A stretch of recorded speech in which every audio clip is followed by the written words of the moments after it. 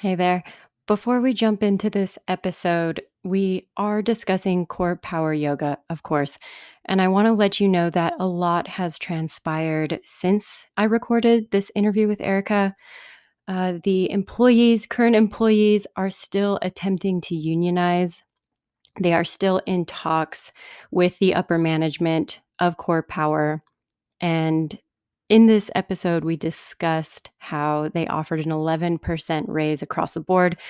Well, that isn't exactly happening. They're actually offering up two different types of pathways that employees can take that are dependent upon how many classes they have taught and programs they have led. So a lot of these teachers are actually getting wages lowered, and it's really messed up. So my heart is with everybody that is battling right now. I hope that this episode will be really enlightening to you, whether you are a teacher or whether you are a student, that maybe things aren't exactly as they seem. Of course, we're going to be discussing core power yoga. We're going to be discussing cultural appropriation. We're going to be discussing abuse. There's a lot of topics that we're going to cover in this episode. So strap in, sit down, strap on, whatever you want to do, and enjoy this episode with Erica. I love you so much, girl. Thank you for doing this episode with me. And I'll see y'all on the other side.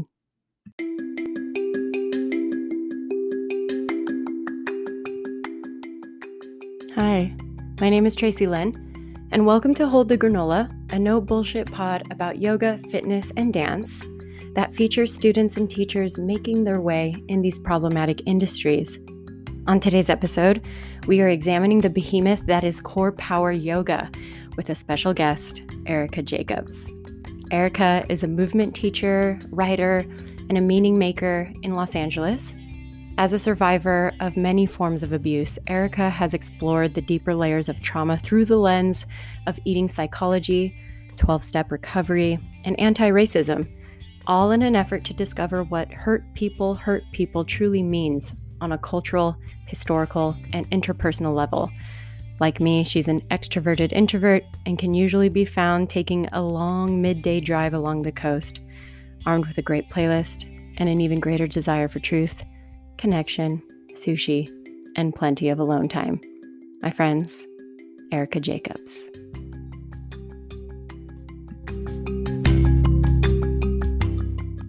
As a shiksa that's been adjacent to the Jewish community. Mm-hmm. You're Jew adjacent. I'm Jew adjacent. Adjacent, yes. I'm a Jewcent. People ask, are you Jewish? I'm a Jewcent. I dated a Jew once. Remember that? Wait, who was Jewish? Remember David? Oh, yeah. You had a boyfriend who was Jewish. Right. I forgot. Oh, so good. So good. Not that there's anything wrong with being Jewish. I hope it didn't come out that way. No, everything's good. Hi, Erica. Hi, Tracy. Hi. Hi. Thanks for coming on to the Hold the Granola podcast. I'm so excited to be here. I'm really excited too. And I want to just start off by saying that we came out of a friendship sabbatical like 4 days ago and thought, what a wonderful opportunity to harken back to our days of shit talking and friendship. We're going to talk all the shit, but first, so can I just take the reins for a second? I was thinking that I love how you put it, a friendship sabbatical, because that's very much been what it is, but it's really great that we're doing this episode and talking about what we're talking about, because I also feel like it's kind of like going to be a rebirth for our friendship so that we can continue on like a new chapter almost by talking like this too. Close the chapter and acknowledge like how we know each other and then talk all the shit and open up some buttholes. Rip them. Yes. We're going to open the buttholes. And so I spent some time this week going over all of my memories of us. And the first time we met, because today we're talking about you, me, and core power yoga. because core power yoga is problematic as fuck, and they are under the microscope right now. And the first time we met was, I believe, in something called the extensions program of core power yoga, which was a required thing that you needed to do after you completed your 200-hour to even be considered for hiring. Mm-hmm. And it was like 50 hours, 30 hours? I don't even remember. Something like that. And we paired up together. We had to do this like staring into each other's eyes exercise. Mm-hmm. And we just fucking cried like the whole time. Mm-hmm. Do you remember that? I remember it like it was yesterday. I actually know exactly what pants you were wearing. I remember the sports bra you were wearing, and I remember walking into the room and making a conscious decision to sit next to that girl, because we were sitting next to each other that day. Yes. And you were there first, and I came and put my mat right next to you. And then, they paired us off. No, I guess they said, they named off two, like went around the semicircle. Mm-hmm. And we ended up together, and we did the staring into each other's eyes. We started crying pretty immediately. Yeah. Yeah. And we stared into each other's fucking souls. Fucking souls. Which is why I honestly think that's why we became so close so fast. I agree. And before we dive too much deeper, I want to just have you do a bit of explanation about yourself, because from the moment I met you, everything that you are and everything that you do to me is really incredible and powerful. And your story is incredible and powerful, which really magnetized me towards you. Plus, you weren't very limited. You had so many facets to yourself in terms of the work that you were doing with food and with eating, what you were doing with yoga, the fact that you had been a stand-up comedy work before. I was like, who the fuck is this woman? Like, I need to be friends with her. And it was just so easy and seamless. So please tell me about you. I want to know more. I was born via C-section in 1987.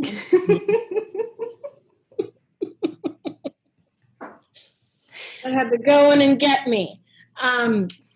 I get asked this question so often, but every time when people do ask me, like, tell me about yourself, where did you start? What is, I always want to start from when I was 20, when my dad died. Because for me, like, the person that I am today has become, or has kind of taken shape because of such tragedy, which I think is so common for most of us human beings. It's the thing, whatever the thing is that jolts you or catapults you or changes the trajectory of your life. So that certainly happened with me and losing my dad suddenly. When he passed away, I had just gotten certified to teach kickboxing. So I did that for about 10 years, and it runs in the blood. My mother was a jazzercise instructor with the thong leotard in the 80s.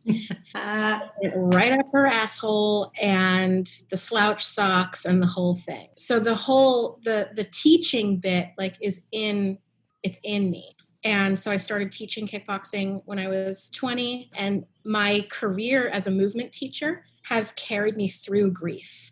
And I always think of it like, how Oprah, I'm not comparing myself to Oprah, please don't worry. I don't want to be her.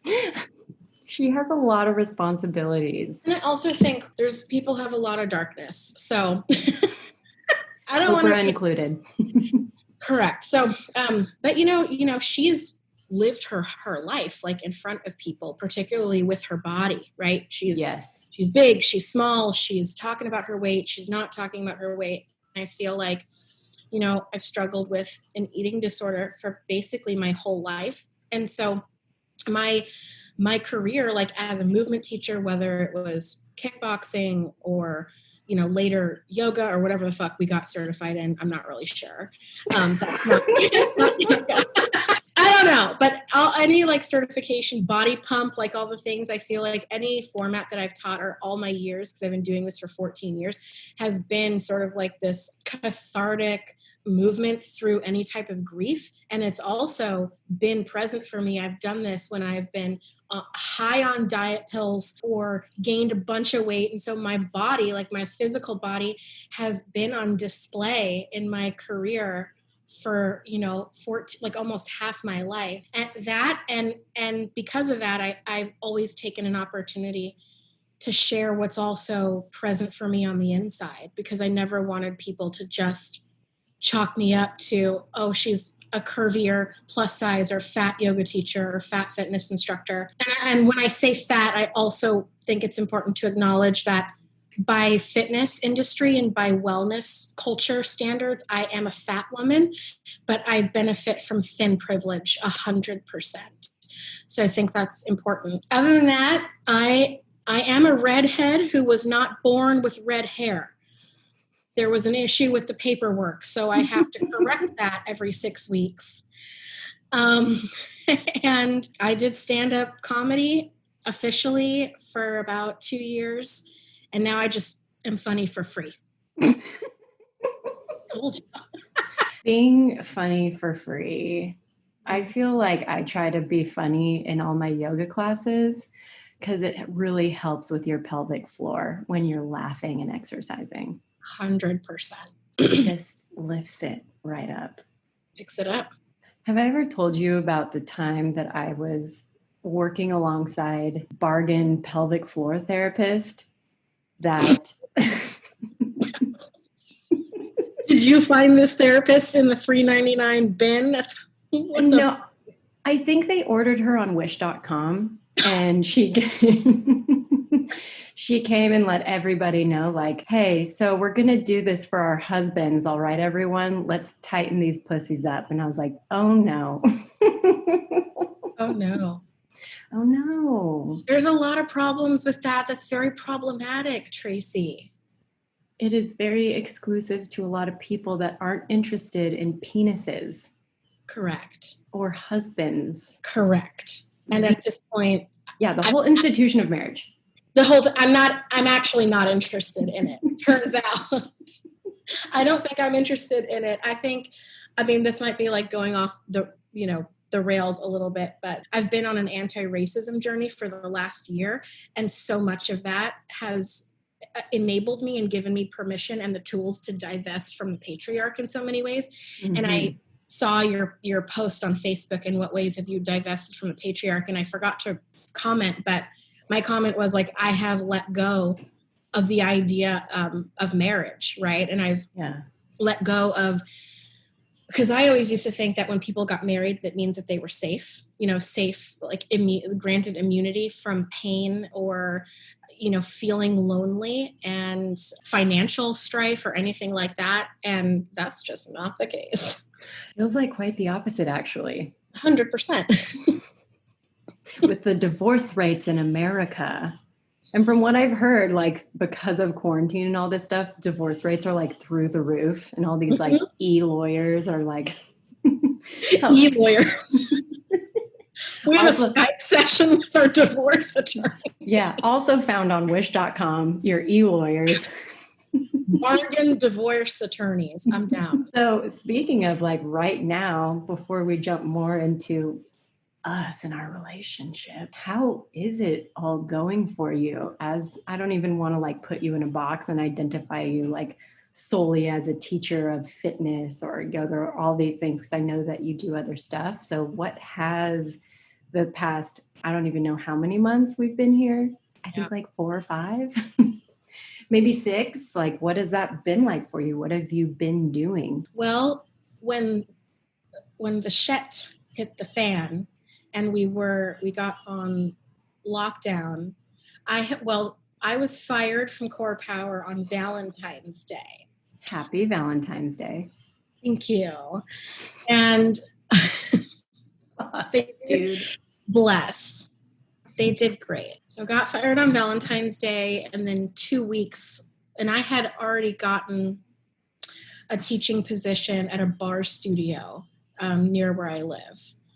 And I came like highly recommended. They wanted me really bad. So I was teaching at both places. Then I got fired. And then I'm like, oh, well, I'm glad I have like a studio that I'm still working for, that I'm still building a community, because all my students had somewhere to go because they left Core Power Yoga and they came over with me. Yeah, they're like, bye. They came over to my new house. And so then we went on lockdown 2 weeks into my new gig, and I wasn't sure how that was going to unfold. But my boss is so smart, and she's like, we're going online, folks.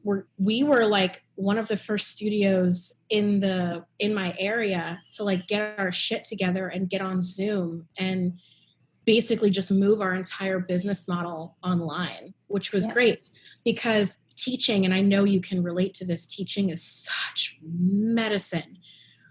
I can't not. It's, I mean, you're nodding like you know how important that is. And I liken it to the people, avid surfers, or people where the ocean is their medicine. Mm-hmm. And I thought about, just like as a side note, I thought about the beaches being closed in the beginning of quarantine, like for several weeks. And I thought about the people who need to get in the water as part of their spiritual practice, emotional practice, and who couldn't. And I realized how important teaching is to me, that if someone were to take that away from me, a huge part of me would have died. Mm-hmm. So I was really grateful to keep teaching.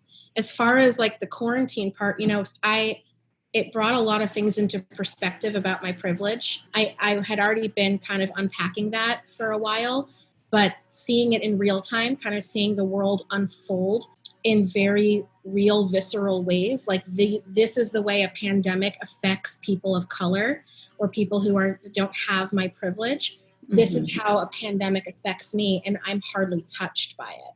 I'm also an extroverted introvert, so the lockdown was actually a relief for me personally, because I realized the gardeners are here. Can you sound okay? Oh, we're fine. Okay. The gardeners are here. Dogs are barking. Children are screaming. People be fucking. It's fine. It's okay. People are used to this shit now. When they are. So the lockdown was actually a relief. I mean, and I don't mean like a relief, like, oh, this is fun. It was like a relief to my nervous system, because I realized the pressure as a 33-year-old woman, the pressure to go and find a partner, or, you should be dating, or, you should be going out and having fun and partying, and even, going out and getting a real job, right? That thought was in the back of my mind too. What even is a real job, y'all? It is. And, so all of that went away, and I found I was actually okay. FaceTime was fine. But after, I would say, I was good for a long time. And I would say after about 8 weeks, I missed being touched. I missed being around people. Yeah. So I sat in some people's front lawns and talked, and I just needed that. I was fine for a good stretch, painfully aware of my privilege. And then George Floyd happened, and that's a whole other thing. But I've been okay. When George Floyd got murdered, I mean, that added, it wasn't even a spark, right? Because you and I know that this has been a pressure building. Mm-hmm. And I felt, and it's weird, I was talking to one of my yoga students right before it happened. I was like, I feel like I'm on a bubble about to burst. Like I could just feel it. My partner could feel it. He was feeling it at the beginning of the year. He was just getting angrier and angrier. And I didn't know how to help him with it, because I don't want to take that away. If you're feeling something, you're feeling it for a reason. Like when Ahmaud Arbery got shot, he was like, what the fuck? Why are lynchings still happening and nothing being done about it? Yeah, and I think about, because mainstream media, no one was talking about Ahmaud Arbery until March, but he was lynched in February. Yeah. And I think lockdown, I think this pandemic, with everyone being inside, we've been on our phones an exorbitant, yeah, there are days I can't peel my eyes away because, and that's also anxiety too. Mm-hmm. This overload of information, which I know I should be putting my phone down, but I can't because I can't yet. I don't know. But Yeah. learning about things that have happened that we only started talking about because everyone had nothing else to do, is something in and of itself. And Yeah. so, yeah, I think I'm not surprised that Kamara was feeling it from the beginning of the year. And I don't talk about this a lot, and I just made a very incognito post about it on Instagram. And the fact that it wasn't flashy, but the intensity of it with so little reaction to it, to me, is so indicative of like what social media is. Because the first funeral I ever went to was in 2008, and my friend Robert Foster, a Black man, was lynched in Compton. And he was part of our like friend group of weirdo goth kids. He was like a skater kid, and like we went to his funeral and there was no release. They just immediately labeled it as a suicide. And I even asked permission to post his photo. Mm-hmm. The stuff with Breonna Taylor, her presence has become educational memes. That too, I don't know where to put it. Like, I don't know, is this actually effective?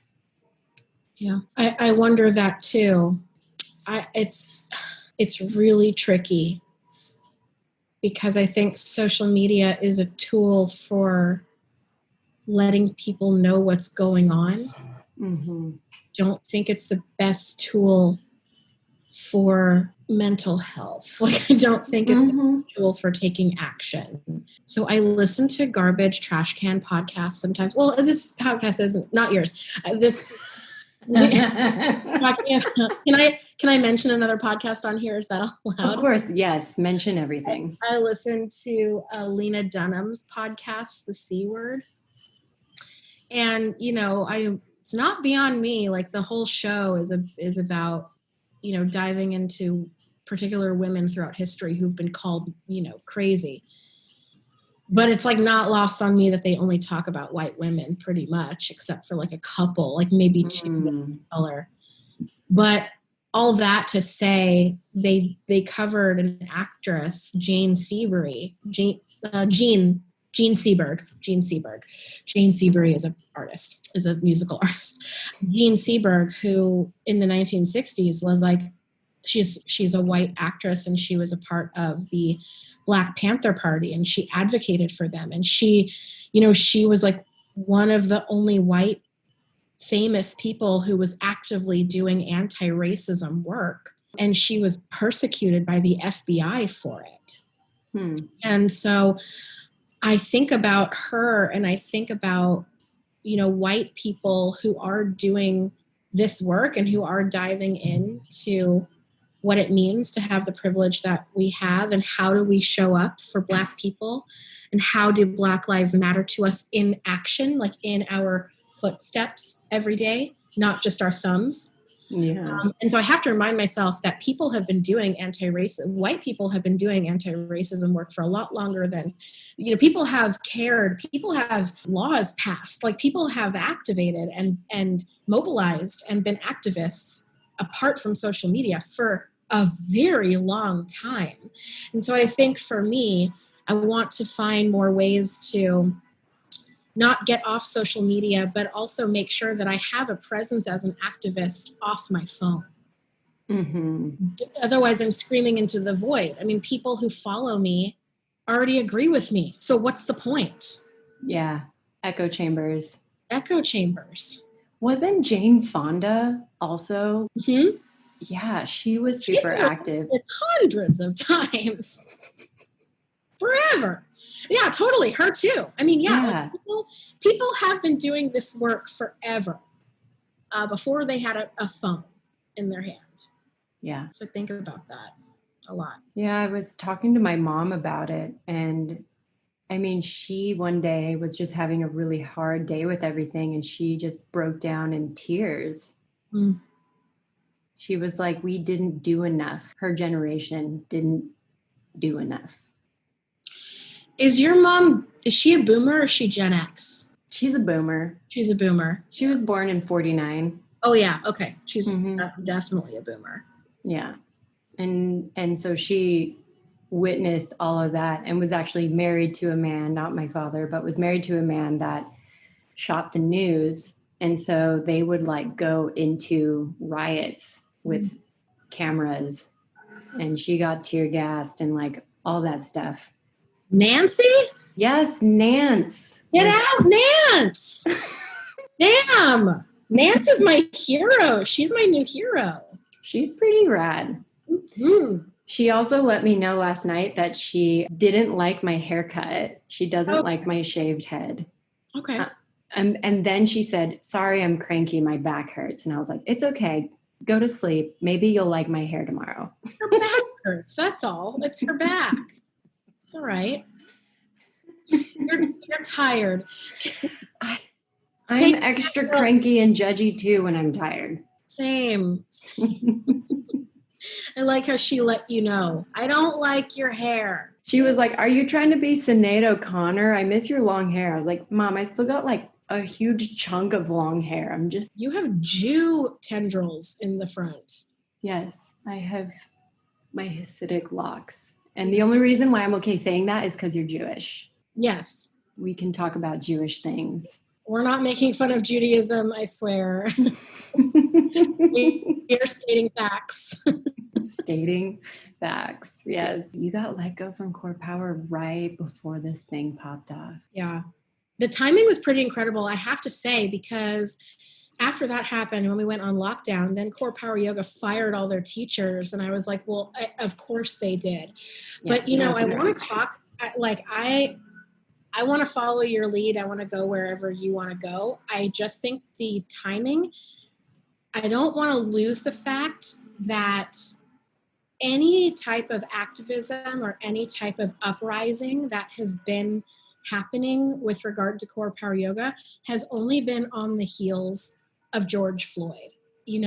We just have to acknowledge that very much, almost exactly like the women's movement in the 1970s, which strolled in on the back of the civil rights movement. I think that even COREPOWER Yoga laying off all their teachers didn't spark anyone to speak up about anything. Right. And also, I mean, a big thing that got everybody really pissed off is when one of their quote unquote master trainers, master teachers, whoever the fuck, I don't know who this is. I left COREPOWER a very long time ago for my own reasons that we'll dig into.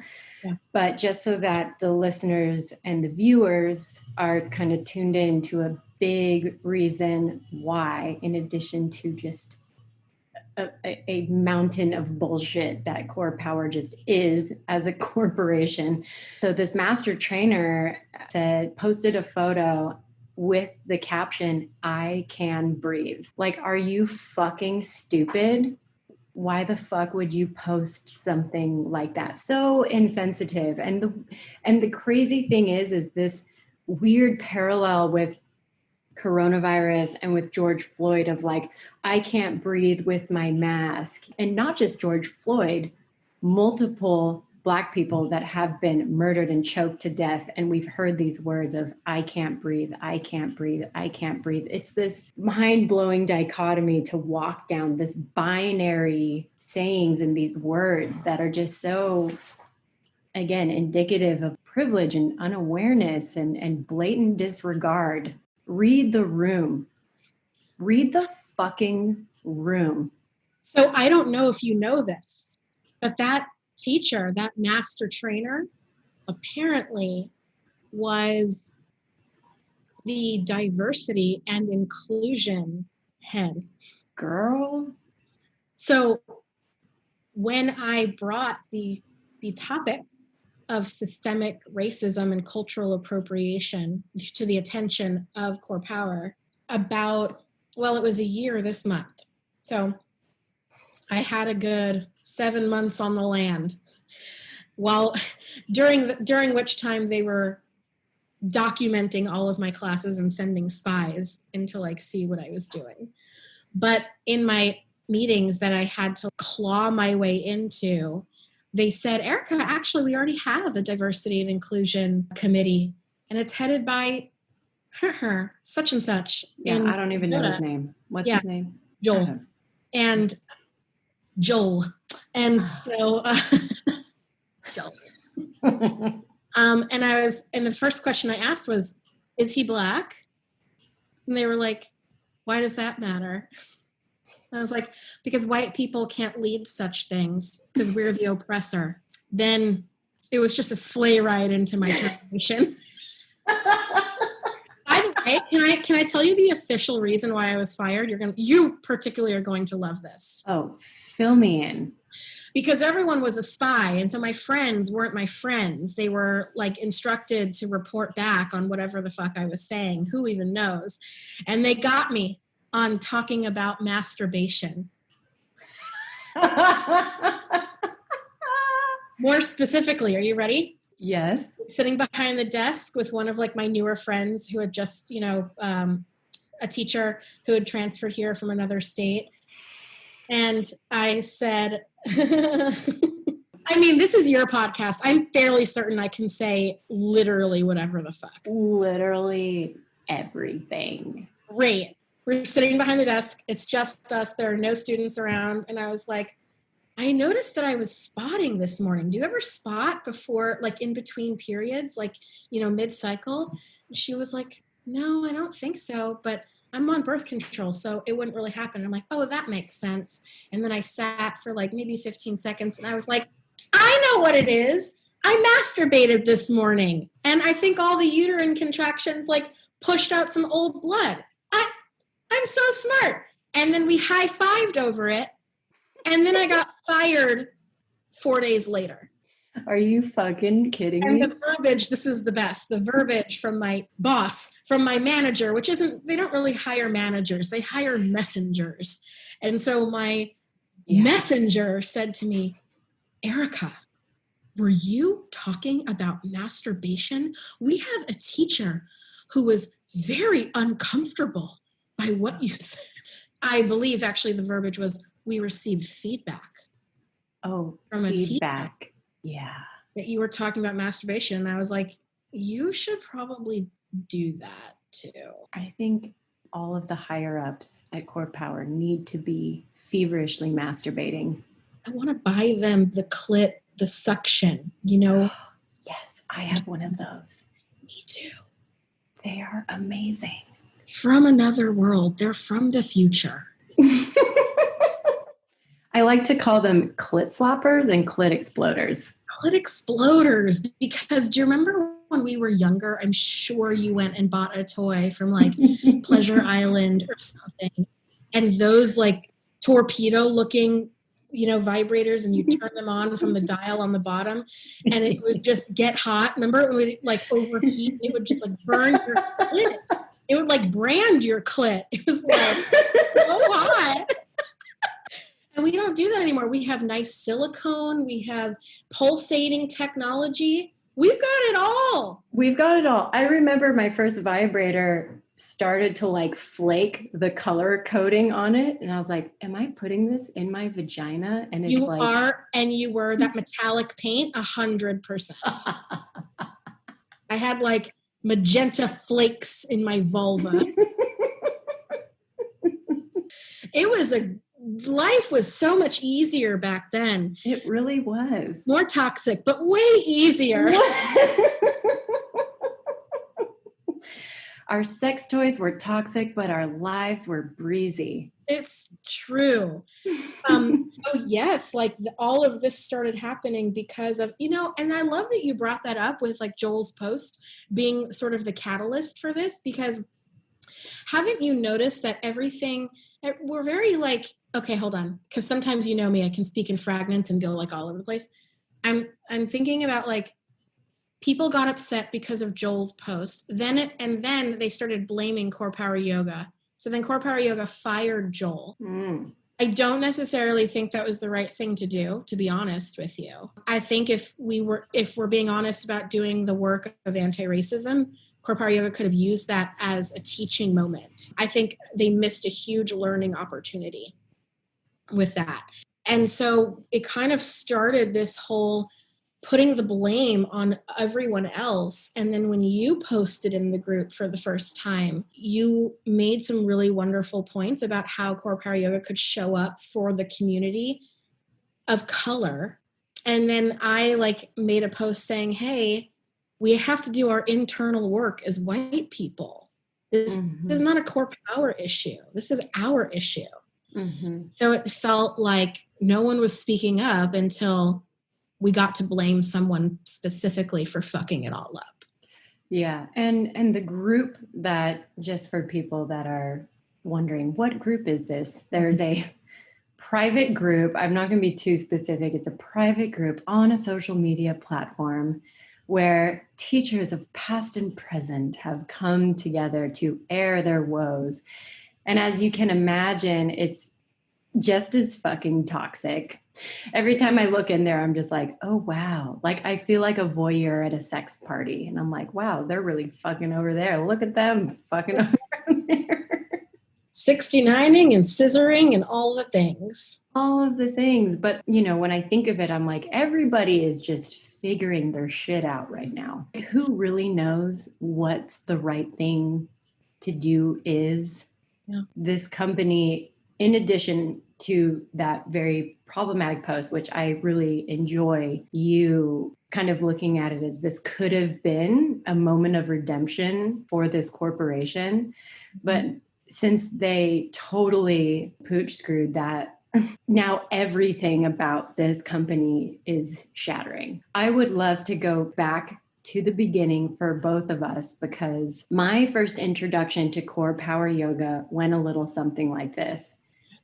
I was sitting at a desk job. I was writing professionally, and I was adjacent to Motor Trend magazine. So I was trying to like fit into this male dominated, it was just such a weird place. And I like begged them to let me intern. So I like wasn't making any money. I would show up at this place.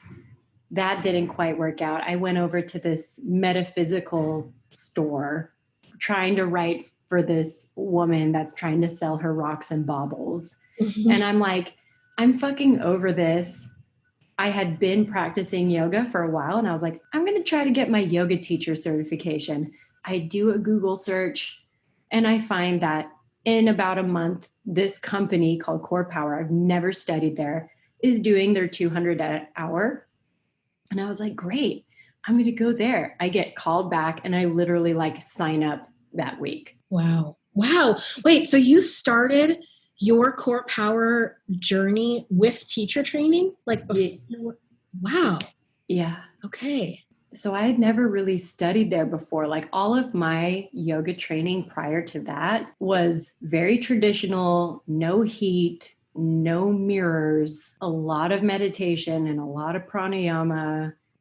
And these were like 2.5, 3 hour intensive classes. And so I just kind of jumped in, was like, oh, okay, I guess this is yoga. And just like didn't really practice much discernment. I was like, well, I want to do this shit and I want to do it now. So I just like went for it. I did not know that. Mm-hmm. I guess in hindsight, I must have wondered like where you came from, because I just chalked it up to, oh, she probably practices at the Redondo studio, which is where I like never went. But I did not realize that I don't go there. I never realized that your entry point to core power yoga was teacher training. That's wild. Yeah. Okay, say more. Okay. So I, take my first class there, and I'm just like, all right, here's this person that's going to be leading my training. It's a man. Okay, sure, fine, let's do this thing. Mm-hmm. And, one of my friends joined in with me, and I don't know, I just kind of started drinking the Kool-Aid, like I was all about it and all about being in the mirror and watching everything and seeing everything and perceiving everything. And I talked about this on this episode that I did about the concept of truth bias. And I don't know if Malcolm Gladwell is the one to coin that, but he talks about it as we just kind of assume that if something is being told to you, then that is the truth. because you assume the good intention of the people telling you whatever. So I take on this training. I work very quickly through it. I'm doing SET at the studio. And for people unfamiliar with Core Power and their SET, you can essentially take yoga classes for free as long as you clean the studio for a certain amount of hours. And to them, that was a decent exchange. But the problem was nobody really wanted to actually clean that fucking studio. And it's very problematic because in their most recent statement by Core Power, they are refusing to bring on professional cleaners in the middle of a pandemic. They want to keep hiring because technically now they have to hire them. When I was doing it, it was completely illegal in the state of California what they were doing. It used to be called yoga for trade. So it was straight up. Right. You would clean the studio for 3 hours a week. So it was two 1.5 hour shifts. And then that would be totally free yoga. And then they got sued. I think I've gotten 2 settlement paychecks from Core Power. And I never even signed a document that was like, yeah, include me. I was like, wow, this company fucks up a lot. I've cashed in. I think I've gotten about $1,000 from this place. Same. It's great. Thank you. Thank you. Thanks. But also that won't replace the actual shittiness of what they do and how they mistreat their teachers. So then, finishing up the program, their 200-hour, you go into your extensions program to even be considered. And during that time, it's like you're put into an internship, if I remember correctly. During this internship, you're supposed to teach a certain amount of classes for below minimum wage. I think it was like $12 teaching an hour class, and you have to get up to 30, which it's very difficult to do that because they're not going to jump out the gate and just give you like 5 of these classes a week so that you can run through your internship. Right. And the only reason why opportunities come up is honestly because teachers leave. Yeah. Or they move them up to other formats, right? So they're like, okay, this person has passed the test. So they're no longer teaching C1s, which is their like set quote unquote beginners format class. Now this person can go teach C1.5, C2s, C3s. We didn't really have those where we were. Those were like the most advanced classes, right? And then if you wanted to do another format, you have to sign up all over again for TT and pay thousands of dollars out of your fucking ass just to teach another format. So we met in that extension program that you're talking about. So you had done your 200 hour, and I had done my 200 hour in the round before yours, but I didn't do my extension program right after my teacher training. So I skipped a round, and that's how I ended up in your same extension round, because I went to India to be problematic over there. That's right. You went and solidified your yoga teacher training in the birthplace of yoga. You're so much cooler than us. And specifically said when I was there at an ashram, I don't like this yoga. I can't wait to go back to Core Power because I'm fucking problematic. Because I am the worst. Yeah.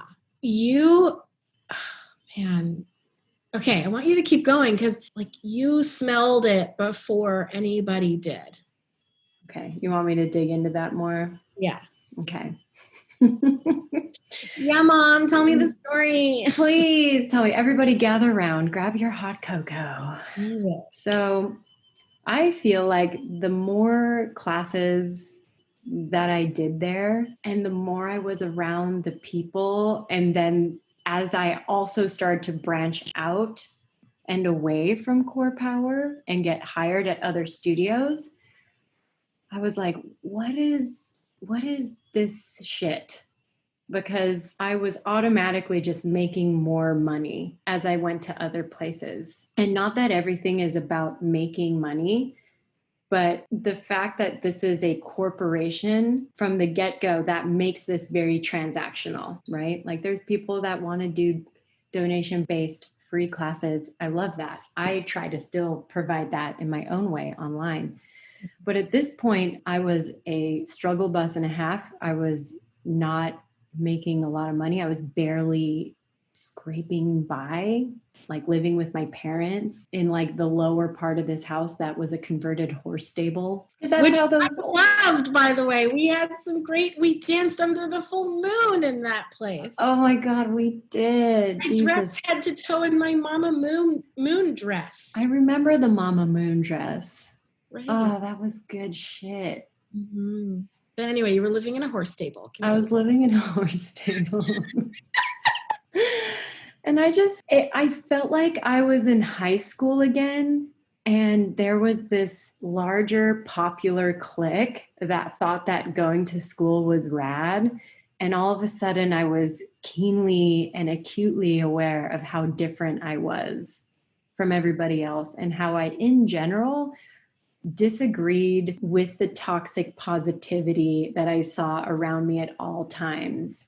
And I always chalked it up to the fact that I'm a very alternative person and I'm like gothy and moody. But then I was like, no, I honestly feel like something is very wrong here. There is something super, super fishy. And everybody that was working there was really young, was newly minted, was really horny and really confused and very brand new to teaching yoga. And I didn't see, I saw people pushing for follow this path, speak the script. And if you go off that path, you're a problematic person. So there's no room for any type of creativity or any type of personal expression. Mm-hmm. And when I start to become aware of that is when everything in me shuts down and wants to get out, because it's I don't like feeling restricted like that. And I was getting in trouble for my music choices. And I was also getting in trouble for my language. Yeah. Which continued to happen, like honestly, as I went to other studios. But bosses were always like, well, she filled that room, so we don't really give a fuck. And also, you can find other teachers. Bye. Yeah. Bye. Bye-bye. And so as I started to get more jobs in other places and started getting higher payments, slowly started letting go of my classes at COREPOWER. And right as I left was when they were starting to introduce even more standardized classes. So I think they were taking away the fact that you can create your own C1.5 and C2 classes. They were starting to give sequences to follow. And I was like, what the fuck? Like, no, I don't want to follow your fucking sequence. Plus, the particular studio I was in was just drama. I think I saw in my time there 3 or 4 different studio managers, 3 or 4 different studio assistants, and 0 ability to actually handle issues that are major, like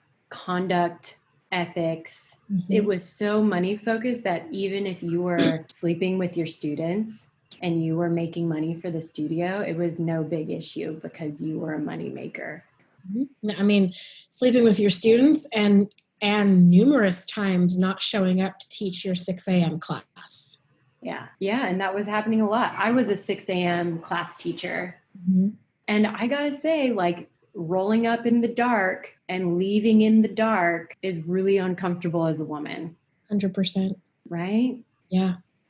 And like making sure I got to lock the studio, and like they needed to put in front desk staff so badly. And once I started to work at studios that had front desk staff that handled the normal shit that goes on at a studio, because if you're a teacher at COREPOWER, not only are you teaching this class, you're developing the playlist, you're developing the sequence, you're also checking in all your students. If they want to buy a fucking spiritual gangster shirt, you have to ring them up also. get them change. Oh, and these 5 students, they need water bottles and towels.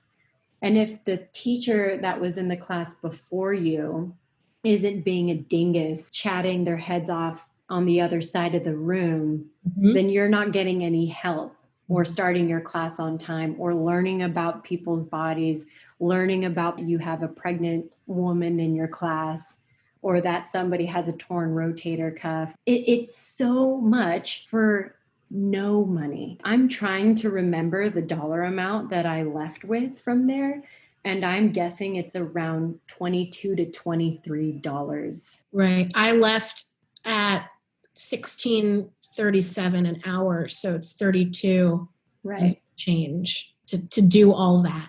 To do all that. Yeah. So I was at a $12 or $13. Yeah, right. So just so that everybody that's listening and watching is clear, minimum fucking wage for something that you paid thousands of dollars just to maybe be considered. Getting into teacher training does not guarantee that you're going to be a teacher. And neither does extensions. Neither does the extra $500 course that COREPOWER requires if you even want to be considered to audition to teach. To audition. And not to mention that, teaching fitness, being able to do that, being able to carry a room full of people, and just like you were saying, manage the environment it's a specialty job. It's so interesting to me, the lack of value, and this is COREPOWER, and this is across the board, I would say, in the fitness industry as a whole, unless you branch off on your own. The lack of value and the complete overlooking of what a difficult and very unique job it is to be any type of fitness instructor, any type of public speaker, because you're managing the physical environment, in our case, a hot yoga studio, making sure that the temperature is right, that the lights are going to like where we need them to be depending on our playlist and our feel, and creating a vibe. And like you're saying, learning about our students' bodies, learning about limitations, cueing, which is a whole other very particular part of the brain, remembering a sequence, matching with the music, and making it look fucking effortless. Never mind all the things we had to do outside of the room.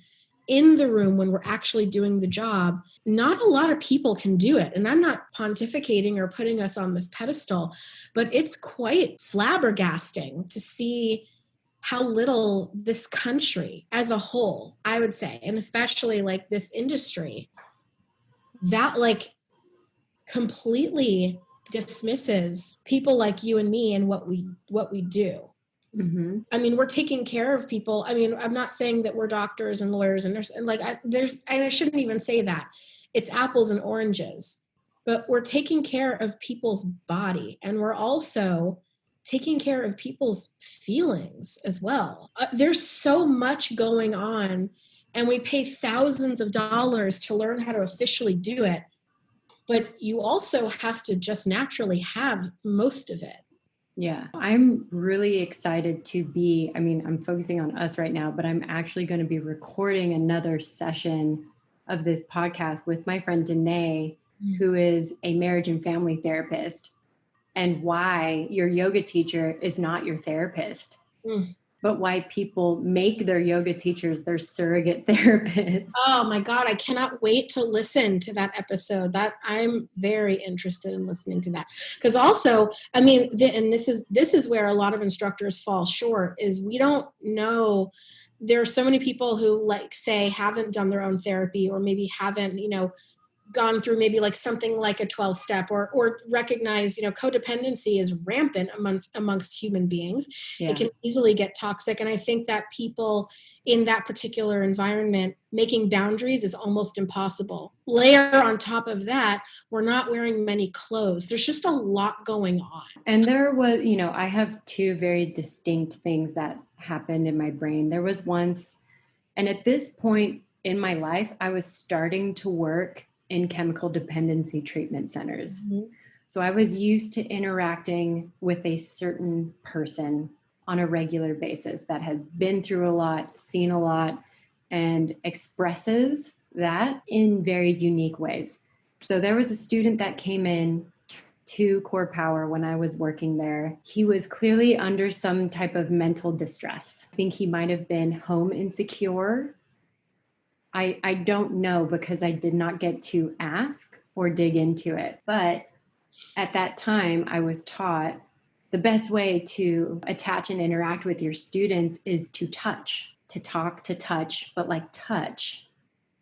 And this young man, because I remember him being very young, came up to me and was like, "Are you some kind of nymphomaniac?" Oh, I remember that. Do you remember that? You remember that? I do.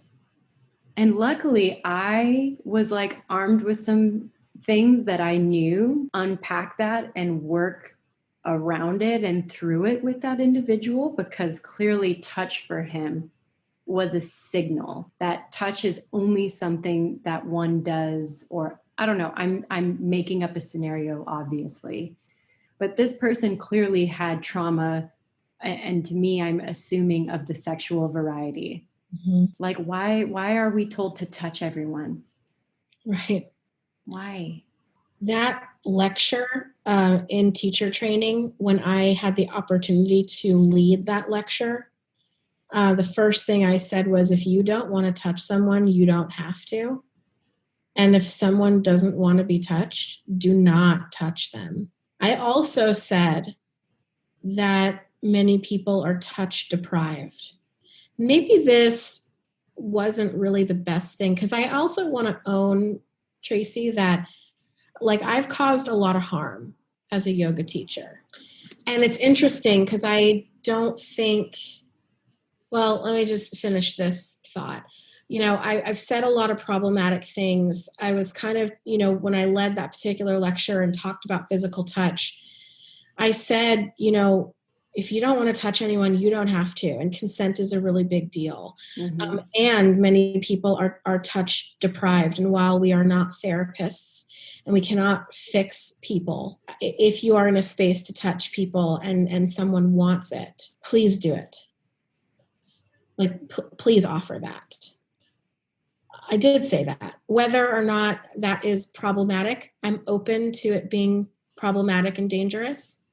I am. But I think I don't, with Core Power Yoga specifically, their priorities and their values were so off the mark that they valued the wrong things. Yeah. So they would value and hold in high regard physical touch and adjusting in classes, but not give a shit about inclusion or anti-racism or making sure that their fucking teachers were paid. It's not like they were packed full of well intentions. They actually did everything that they could to disregard, disrespect, and sabotage the careers of people who wanted to teach fitness. Right. I've seen a couple of teachers that are kind of still in the mix with them come out publicly on their social media about some recent town halls or like corporate wide conversations that have been had. So I feel comfortable bringing this out. Mm-hmm. The people, the lead, I don't even know their name. I think Nikki is like one. They're all white people, all white women. Anyways, they were saying that, so they're unable to bring on professional cleaners because they can't afford it. Mm-hmm. Mm-hmm. And they're able to give their teachers an 11% raise. Just like $1. It's like $1. And she's begged and cried and told everybody, please give me a year. Mm-hmm. And if I can't do this, then unionize. Yeah. Because these teachers want to form a union to protect themselves. I want to ask you, because you've worked in mental health settings, and I feel like it, in comparison to many other people in this situation, many people in this industry, you're really well versed in the mental health field. And I notice in this particular, social media group that has been formed, and like all of these conversations that are happening now, this uprising amongst Core Power Yoga employees, past and present, some people are being called out for they themselves gaslighting other instructors that are speaking out. Mm-hmm. And it occurred to me because and I just want to like touch briefly on my experience with Core Power Yoga. I started practicing there really on and off because there was always something off to me, but I had like a fucking eating disorder and I needed to like constantly, whatever the most rigorous workout was, I wanted to do it. Yeah. So I didn't fall in love with yoga. And I think you know this about me. I think I like really struggled in my regular teacher training and then our extensions program where you and I met. Mm-hmm. Yoga just wasn't the thing for me. Right. And that's why Core Power Yoga worked, because on some level I was like, it's not really yoga. It's just like a hard, intense workout with these like poses, and I can pick my playlist, right?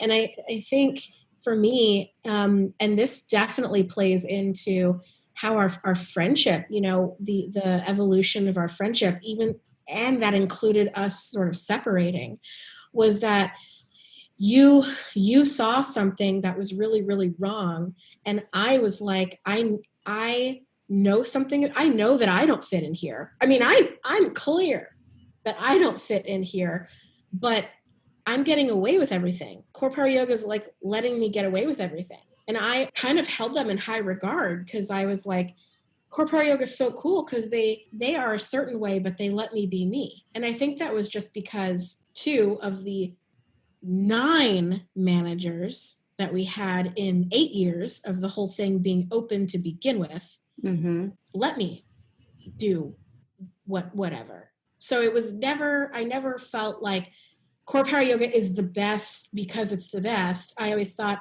it's great because I get to do whatever I want. Not so much though.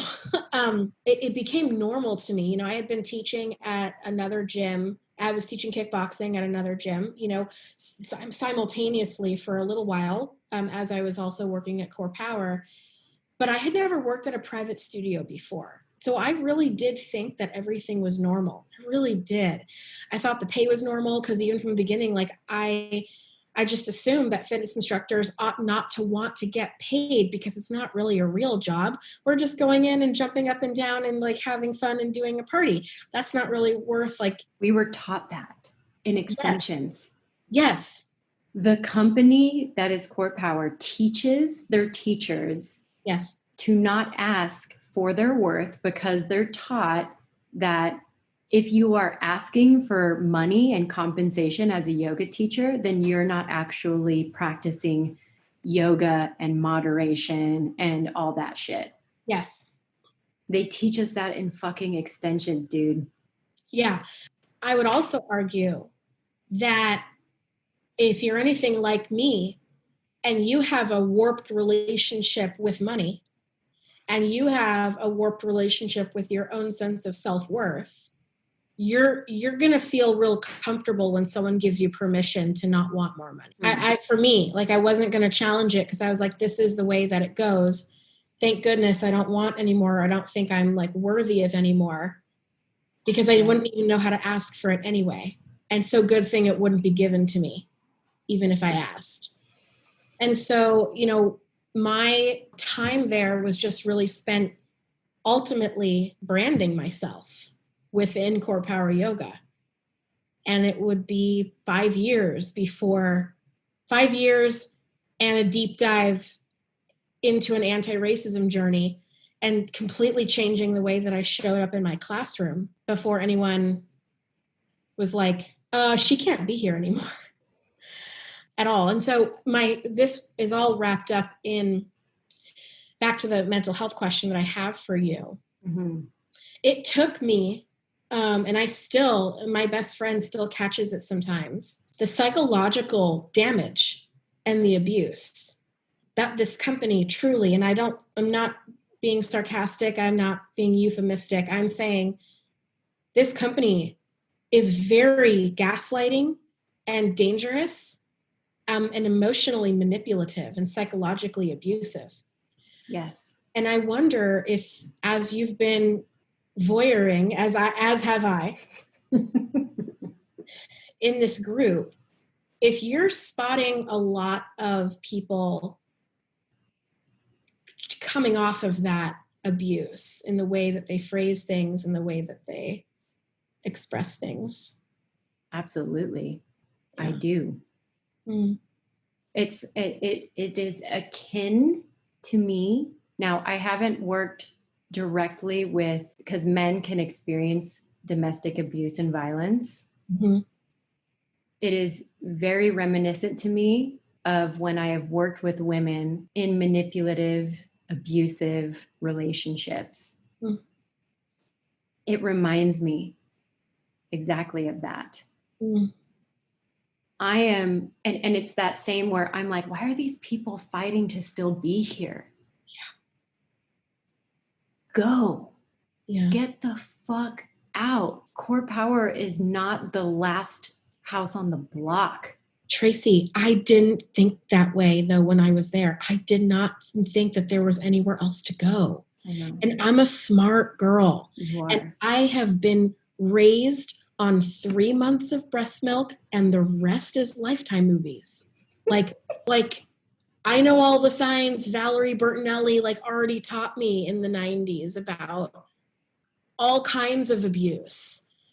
And I know I'm making a joke, but it's true. Like I'm an only child. I've grown up at the grown-up table. Like I know abuse when I see it. I'm a sexual abuse survivor. Like my father was psychologically abusive, my mother was verbally abusive, and I've been sexually abused by many people. But when I was at Core Power Yoga, I just didn't think that your company could manipulate you or abuse you. And I see now, the way that they call you in for a meeting and they want to sit on the floor because it's more grounding. And, they tell you things that are just like, it was always so frustrating, but I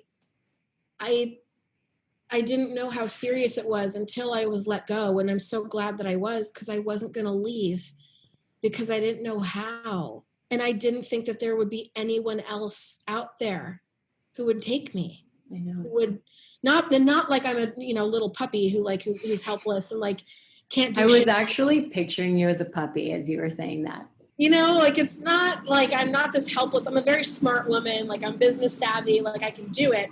But you know what I mean. Like to be. But when you're there, you cultivate relationships with your students. Yeah. I wasn't confident that I would be able to go and cultivate that kind of community anywhere else. It really felt like it's here or nowhere. Right.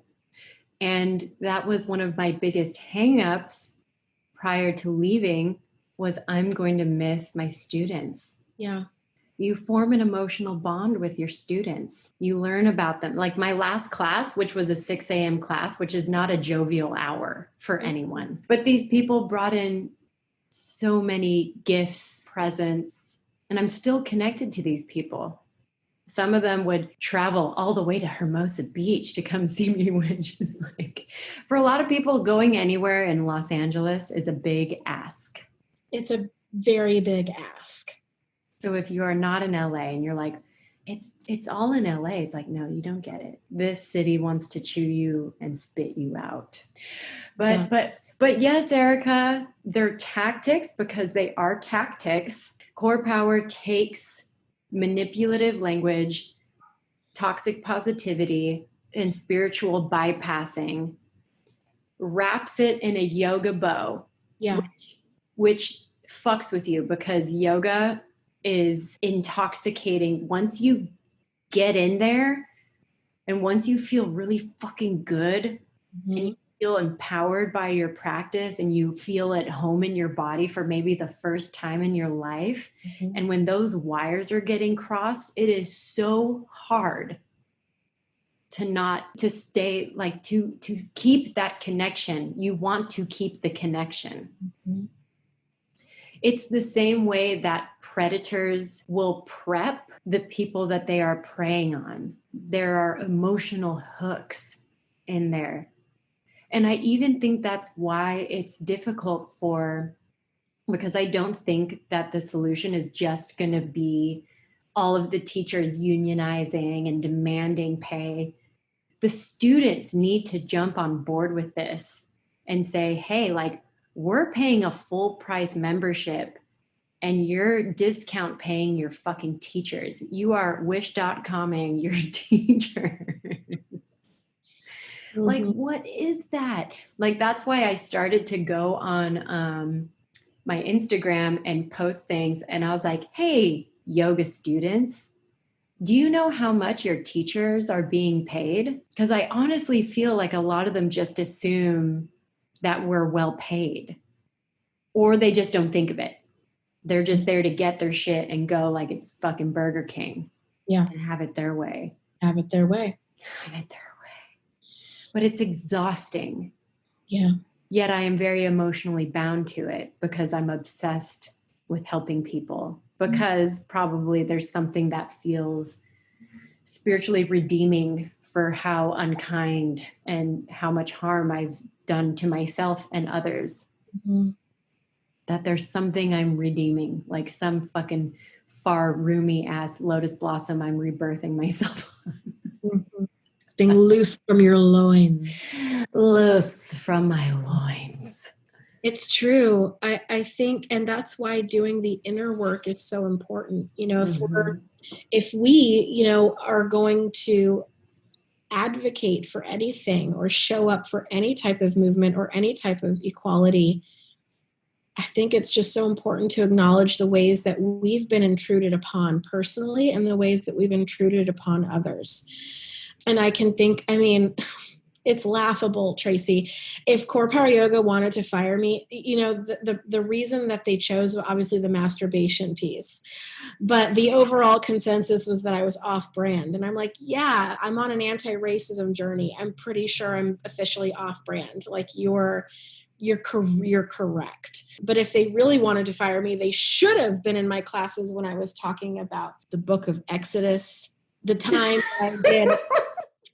that I did a 3-month series on quantum physics, equipped with poster boards and drawings, and then also part of that was taking communion. And my friend baked fresh gluten-free bread. And I'm like, listen, I'm Jewish. It's clear. I also think Jesus is pretty awesome. He's also not white. And my friend baked fresh gluten-free bread, and we brought in grapefruit juice, and I had grape juice. And the teacher who was coming in, I paid her to come in early so that by the time my students got out of class, there was a smorgasbord of fresh baked bread cut up into little pieces and a little cup of grape juice so that we could take communion, because communion is all about togetherness and making sure that the hungry is fed first before anything else. And like that is quantum physics, and that is how atoms work. And that, right?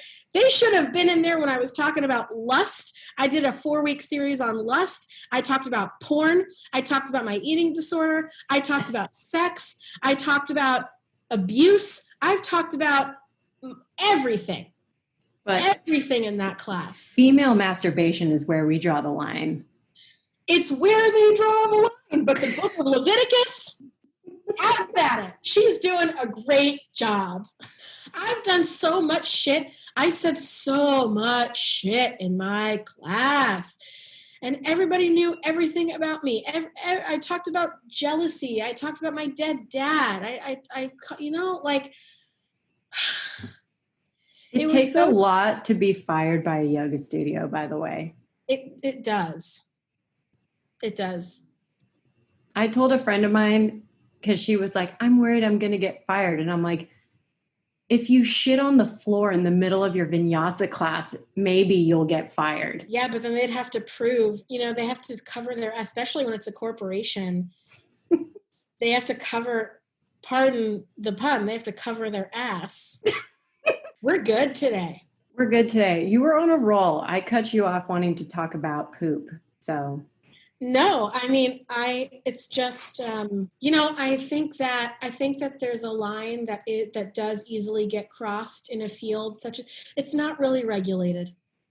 You know, I think that I love this conversation because I think it's a mixture of accountability, of personal accountability and holding this particular company accountable and also holding the industry accountable. I think it works on multiple levels. And I think that there's a line in this unregulated industry where you can cause a lot of harm, and you can co-sign for companies to cause a lot of harm because you're not looking for it. Yeah. And you're not privy to it. Yeah. And so I love us, and I've missed you so much. And I'm not ending this conversation. I mean, you get to end it, but I also want to acknowledge that, you and I met in a very abusive environment, but also a very special environment, because for a nanosecond, you got to create your classroom the way that you wanted, and people got to know you really quickly and love you the way that you should be, because you're a really magical human being, and you really are. And you're so smart, and you're kind, and you're sensitive, and you are so good at releasing people to their own experience. And I don't know how to do that yet. And I just, I think that they've been able to get away with crushing people's spirit and really causing harm to mental health and physical health, if I'm being honest. I don't think that the way that they structure their movement classes are 100% safe. And let's not forget that it's all geared toward thin, able-bodied people. And so when anyone deviated from that body type, it's we were instructed to kind of look at them as a lost cause. Yeah. And you, go ahead. You though were one of my, and thank you for all the words that you just said, by the way. Thank you. And I view you as being magical and kind and wildly unapologetic for who you are. And you were one of the first people that told me, this is how I do yoga in a fat body. This is how I do yoga in a big body. There's things that you taught me that are in me forever. And I hear your voice and I see you as you are, and treasure that shit, because I was not taught that. And they were not inclusive to you. No. And it got to a point where when I was asked to lead teacher training or lead, various lectures within teacher training, it was a really interesting, and by interesting, I mean fucking nightmarish. You can use those words interchangeably. Interesting and fucking nightmarish. They mean the same thing. When people are like, oh, that's so interesting, just assume that they're saying, what a fucking nightmare. I want to leave. These anatomy workshops. Finally, I was just like, can I show you my child's pose? This is what it looks like when you're in child's pose and you have a belly and your legs are short and you're stocky. Your butt is going to be up in the air, and that's okay. That's okay. Yeah. And how is it a modification?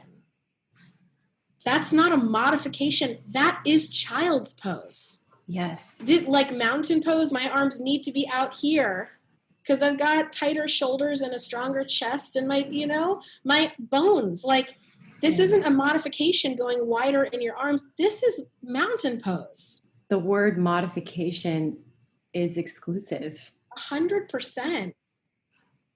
Fuck. But you know what? We both know it's not about, you can tweak these things. You can swap out the word modification for customization, which, I like to use. Companies can do that. COREPOWER Yoga can swap out those words. It's not going to change who they are. And it's not going to change the industry. I think we as teachers, as movement mechanics, right? As movement people. I loved the movement mechanics, by the way. I'm like a movement mechanic. I want to pop the hood and slide under there. That's right. Just get those wheels and slide right under, crawl back out. Yeah, I think as movement mechanics, we're accountable to looking at the whole, right? We're accountable to looking at who we are. I mean, for me, I have to notice all the time if I'm body shaming myself, I'm certainly using language, like little subtle language that's not quite working well for my classes, and I have to check myself. It has to come from within, both. And I could talk shit about COREPOWER yoga literally all day long. It's just what a mess. And also, like, let's zoom out. This whole capitalization on a practice like yoga. Yeah. Just to start with, it's the reason. I mean, I have to tell you, toxic positivity and spiritual bypassing and this language, you know, the way that we were instructed to cue bliss bombs. Do you remember bliss bombs? I remember bliss bombs. Can you explain bliss bombs for us, please, Tracy? Okay, so every class they expected you to have a theme. And you were like the fucking theme queen, dude. I just showed up and I was like, do y'all want to fucking move your body? What? Like that was like as deep as my theming went. And I'm like, so lust. Let's start with sex. Let's just do some light thinking today. Quantum physics. Yeah, some light thinking. But it actually, side note, it doesn't surprise me that my classes were so mentally challenging, because I live up here because I'm not very connected to my body. I live up here. So You're my cerebral. class is very cerebral. Mm-hmm. And I would imagine that, like, as I've become just a little bit more connected with my body, just a little bit, my classes are changing like a tiny bit. Anyway, bliss bombs, go. Theming. You had to theme. Okay, so bliss bombs were the way you wove in your theme again. Like you just would find this beautiful little entry come back into your student's brain and just drop it on them at their most vulnerable moment in like... It's like shitting on someone when their mouth is open. Oh, God. But in a good way. But in a really good way. If you were into that, no kink shaming.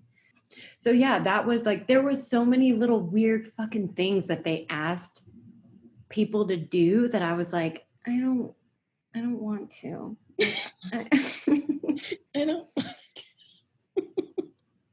This requires way too much planning. Like, I don't want to package and can every class and give students, because I mean, I just stopped doing that because I'm like, who the fuck am I to assume who's walking into my room?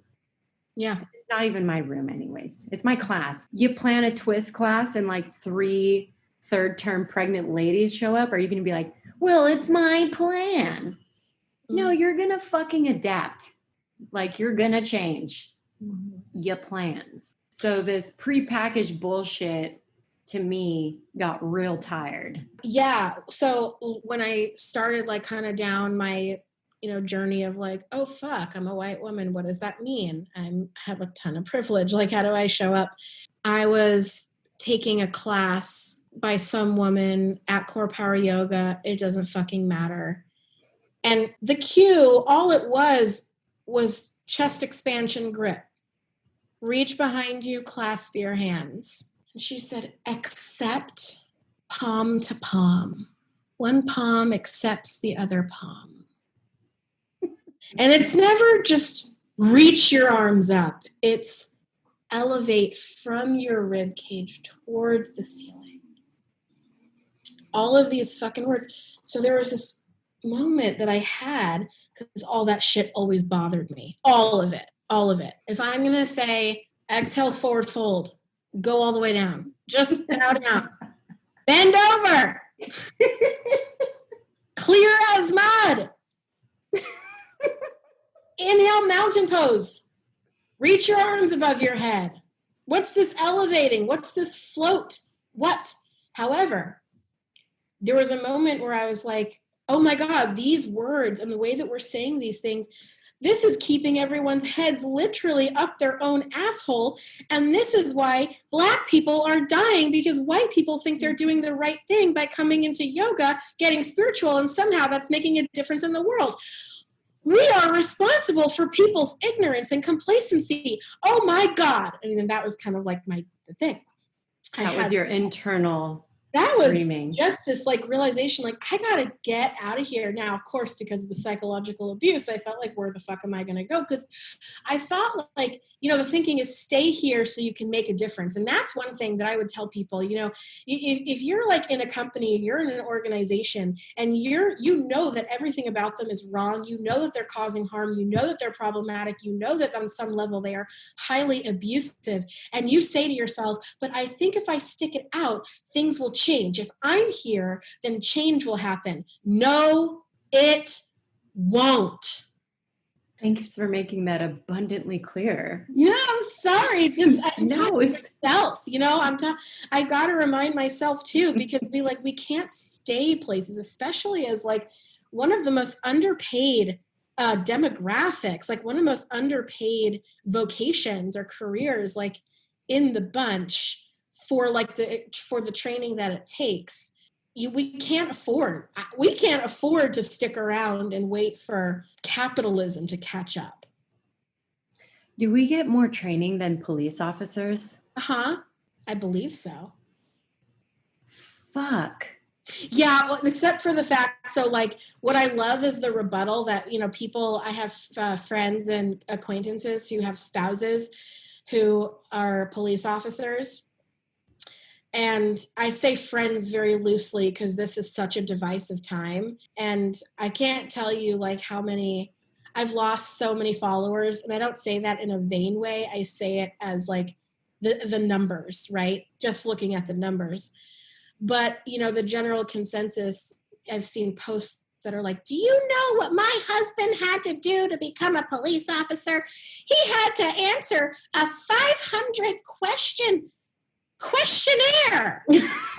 What was on the questionnaire? Was it person, woman, camera, man, TV? Did you have to remember some words?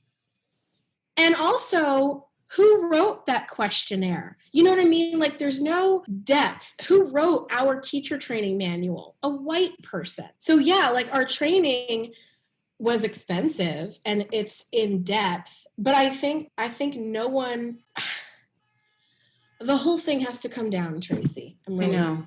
The whole thing has to come down. To me, no more corporate yoga. Correct. Bring all of that down.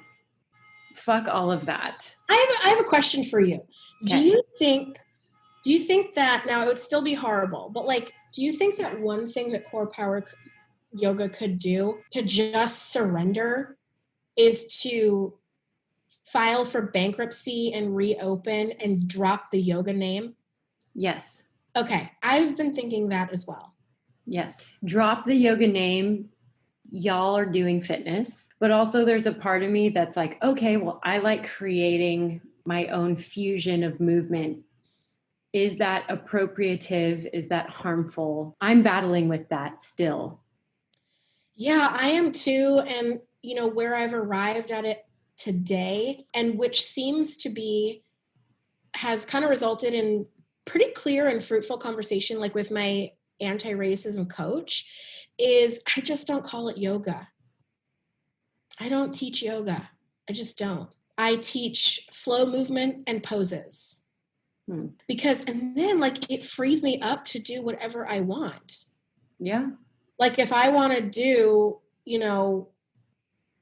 like a couple of mountain poses and like some warrior two, like I'm just kind of also veering away from like the names of the postures as well. I don't know.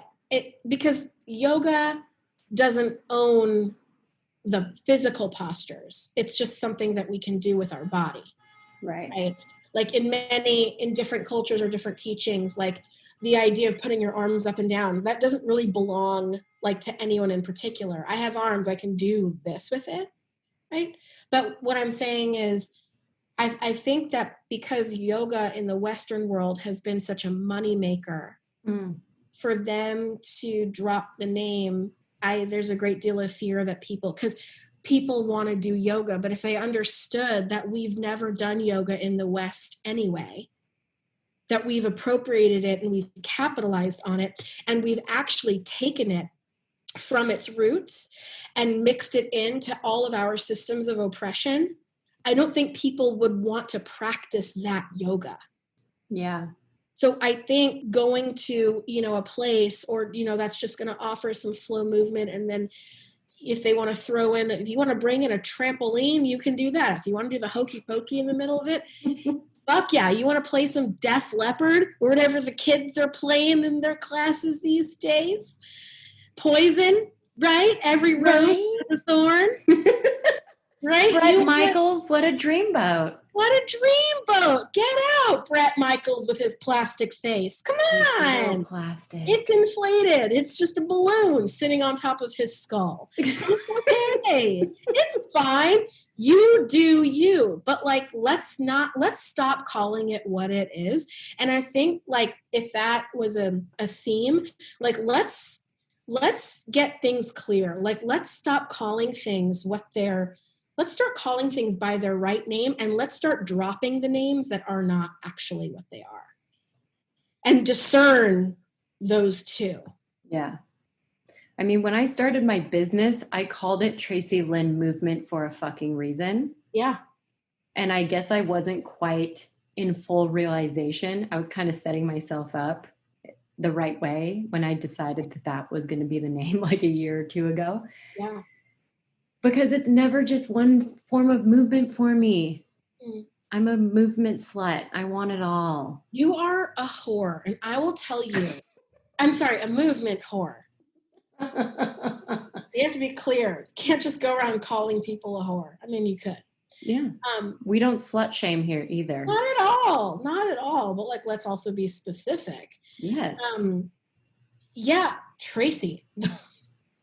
I don't know what you do. Like, I watch you move, and I'm not even sure what you're doing. I'm not even sure if it could even have a name. But I know that, like, when I watch you move, and I know that when I have taken your class, it doesn't matter what you have called that class. If it's yoga, probably definitely appropriative. Like, let's get away from that. But it doesn't need a name. Because you evoke such emotion through your movement, and like you invite people to come along with you. So I just think like, let's stop calling it yoga across the board. And these big companies, as long as capitalism is alive, it's going to be problematic. But I think we can start taking away the appropriation, I don't know, and like the bastardization of ritual. Yeah. When I first saw a yoga sculpt class, I was like, no. But it was my favorite class to teach. It was my most packed class. But I tell you, like, and I got in such trouble, but sometimes I would just start the class with the whip and nay song. We would do the whip and the nay, which I'm white. There you go. Co-opting. It was a sight. I would kind of do, like, listen, all of my classes, whether it's flow movement or some type of sculpt or bar or whatever, it's not anything other than a late in life bar mitzvah. Honestly, like, it doesn't matter what type of class you're taking of mine. It's just, you're like, what late in life bar mitzvah did I just stumble into? And where do I hand over the check? And where's the kishka? We needed to be giving you checks because you were doing your bat mitzvah every fucking day in sculpt classes, which I'll never forget your sculpt class. So much fun. It wasn't yoga. No. Not at all. I was looking at some of my classes that I have recorded, and I was like, I think I'm going to rename all these yoga sculpts. Like, I'm going to call them sculpt and stretch. Yes. Or like something, because yeah. And there's nothing wrong with that. There's nothing wrong with that. And I, leading up to all this, my boyfriend was always getting on me because when we would go to a class and it was clear that this teacher was trained by COREPOWER and was still holding just all of that training as the right thing, which I understand, I would get resentful. And I'd be like, oh, that was just like a fucking core power class. And he'd be like, okay, fucking relax. It's our Saturday together. Relax. Yeah, because I don't even like saying that I was trained by them. Yeah. Like, Yeah. how do I reconcile that? Do I then go take more trainings? But I basically had to untrain when I got into other studios. They're like, hey, you learned that at Core Power? Guess what? Throw that in the trash and say this now instead. Because this is actually, who the fuck knows? Well, I actually, come to think of it, I don't know if you remember this, when you were first starting to work at Soho, like I remember we were talking on the phone and you were like, I don't really know if this is going to work out because like I'm being challenged a lot there. Like I'm being given like a lot of, she wants me to work, like my manager wants me to work harder, wants me to like make my classes harder or do, and that could have been something totally separate. But like my question was part of that like trying to work really hard to get core power out of your system? Or being asked to get core power out of your system? I'm going to say yes. Plus, I was given so much freedom. And I have said some of the most vulgar, vile things in my classes. I've been told kind of through the grapevine that I've been given feedback, particularly I think from men, that I have no business being a teacher because I am so vulgar. Really? Yes. I mean, and this is why I kind of stopped teaching sculpt, because it would bring this like vulgar monster out of me. Mm-hmm. I don't know what it was. And I'm not saying that that's not me, because that is me. No mistake. Make no mistakes. I am disgusting. I'm pervy. It's just one of my attributes. And it would come out in my yoga classes because that class is aggression. Like, it is aggressive. It is not yoga. Not at all. And you know what? Okay, I just want to like throw a monkey wrench into this a little bit. I understand that it's not yoga, but also I'm learning a little bit about yoga as a whole and like what people of South Asian descent, some influencers that I follow, the fat sex therapist being one. And she answers questions often about, white women will ask like, what do you think of yoga? And she's like, the history of yoga, she herself, she's like, the history of yoga is so harmful in and of itself. So like we might think that we're appropriating this ancient, delicate ritual, like, set of rituals and practices that, have been harmless this whole time. It's not 100% harmless at all. No. And it's kind of like how the Bible was written by real people in real time with all their flaws and all their human shit.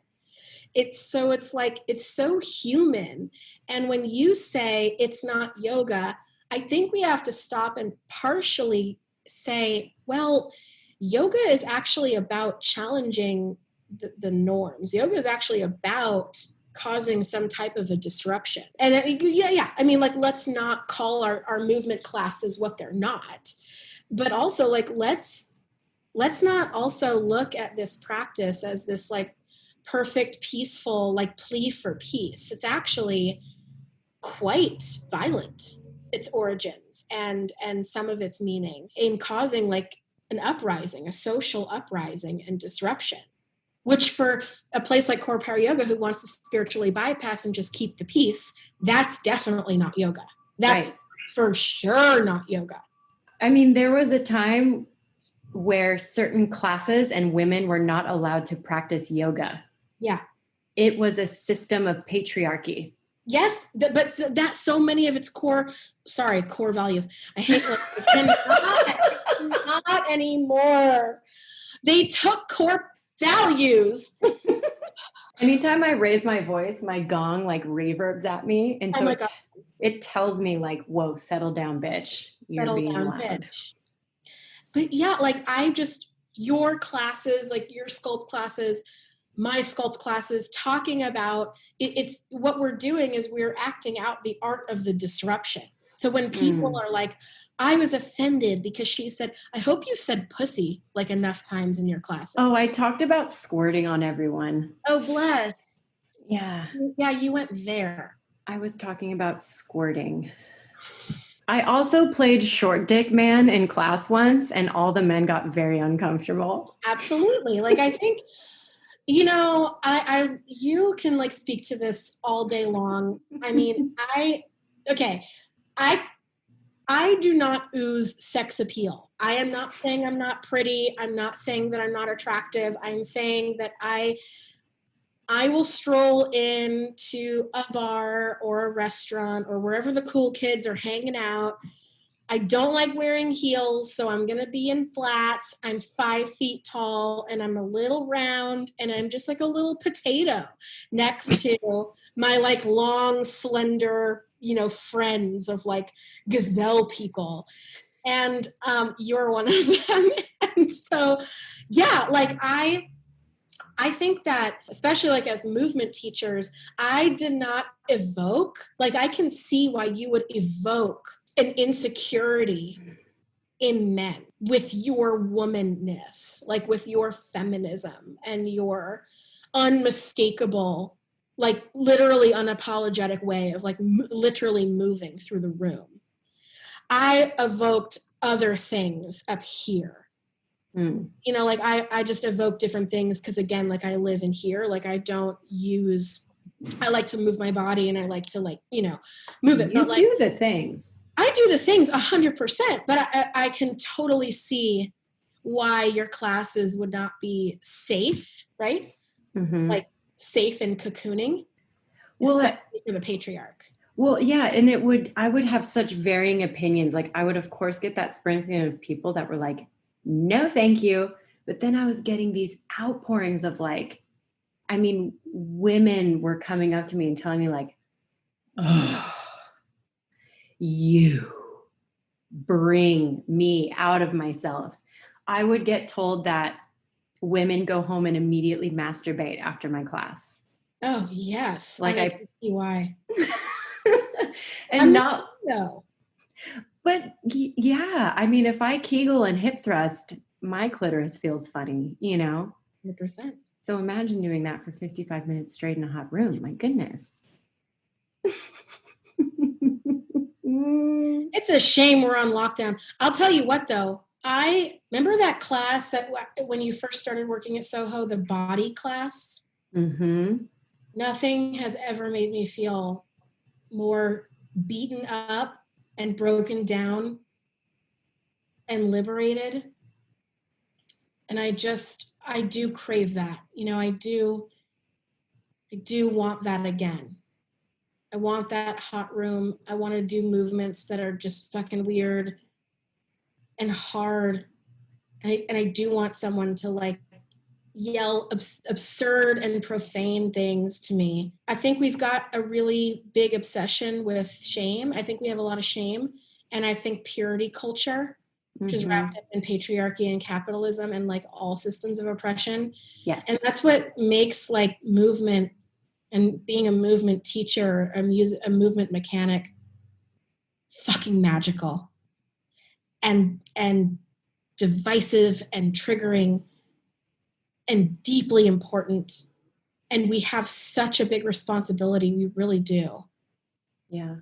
And we have to stick to our scope and we have to like stay in our lane, especially when it comes to like taking on how other people, are affected. But I think you're a real leader and a real pioneer in that way. I really do. Thank you. Yeah. And I loved teaching that body. I mean, they changed the name of it, Hot Yoga Bar, Oh, okay. but I called it group therapy. Oh, yeah. I would walk in, I'd be like, welcome to group therapy, everyone. You know, the lights are off.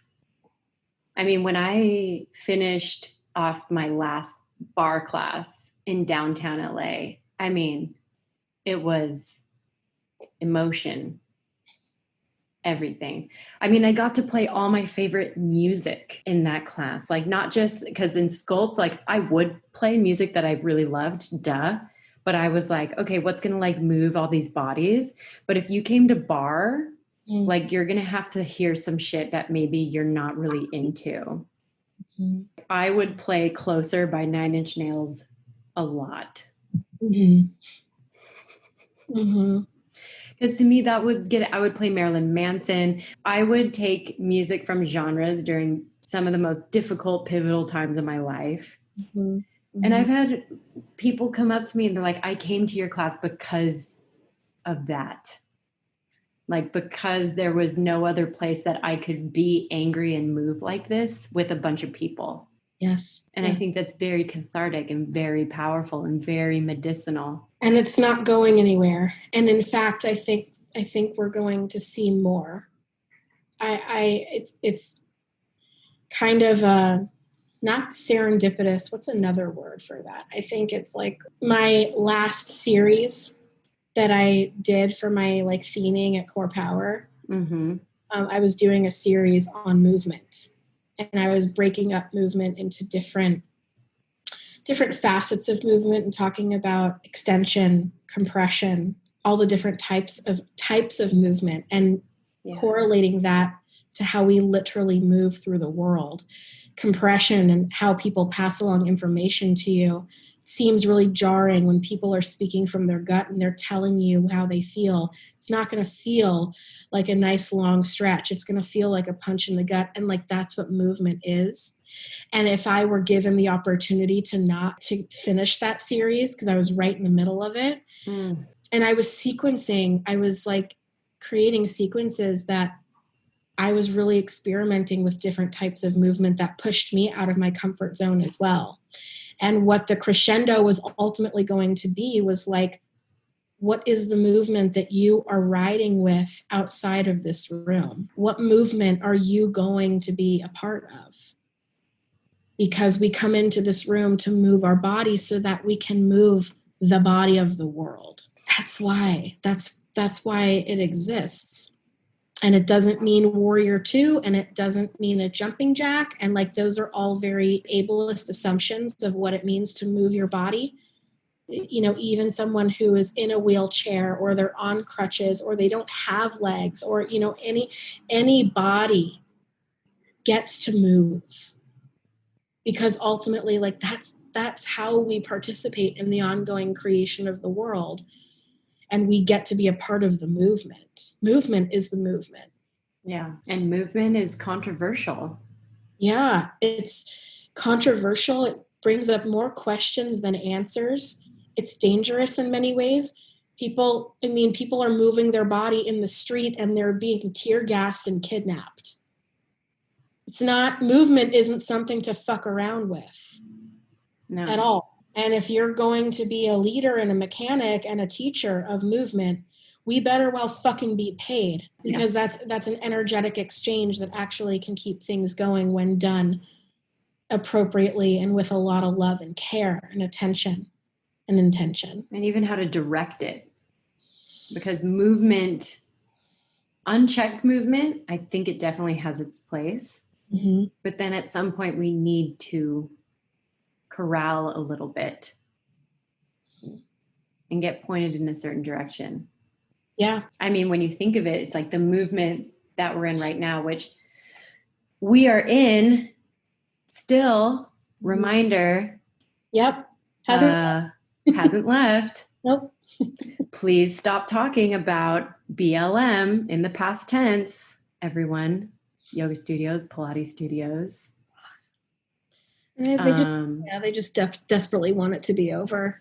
Yeah. And also, like, stop talking about it as a detriment to your fucking business. Unbelievable. But also believable. But also, like, of course. Yeah. You were saying something, though.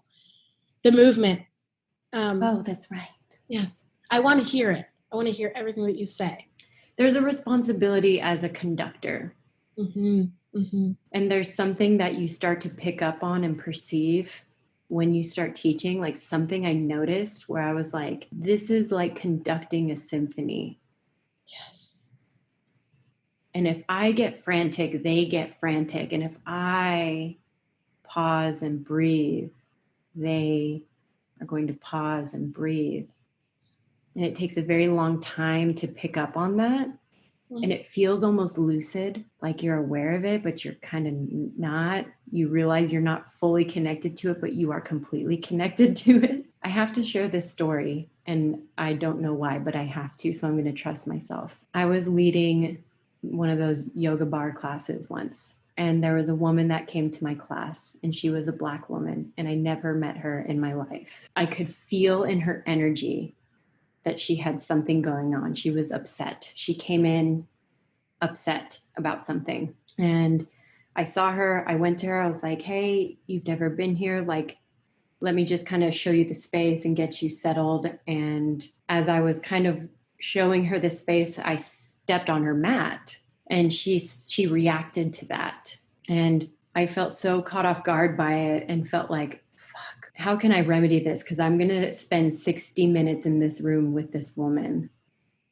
And like, I don't want us to start our relationship, because I feel like everybody that steps into our space, we are signing on to a relationship with this person. And everything about my interaction with her, like I still gave to her everything I could in that class, but afterwards, like I hid from her because I was so afraid that I did something to hurt her. And I was afraid of being told that I fucked up.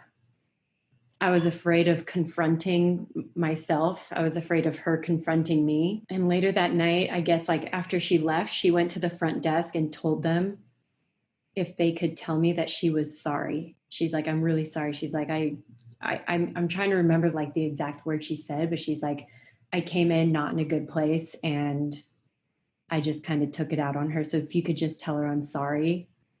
And I wish I could have pulled my own fucking head out of my ass and had the courage to stand in front of that woman and like receive whatever she needed to give, because that's all she fucking needed. That's what she needed. Remember, I told you like my mantra is the trauma in me sees the trauma in you.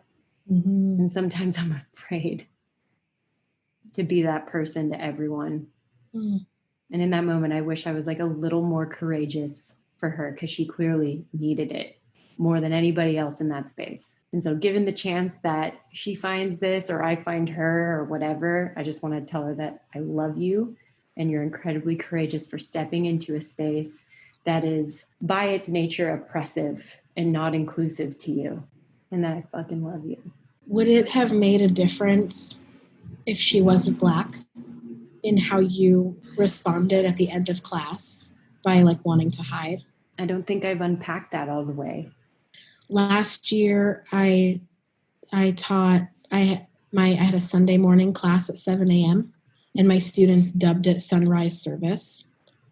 And so naturally, I have a class on Sunday, so I taught on Easter.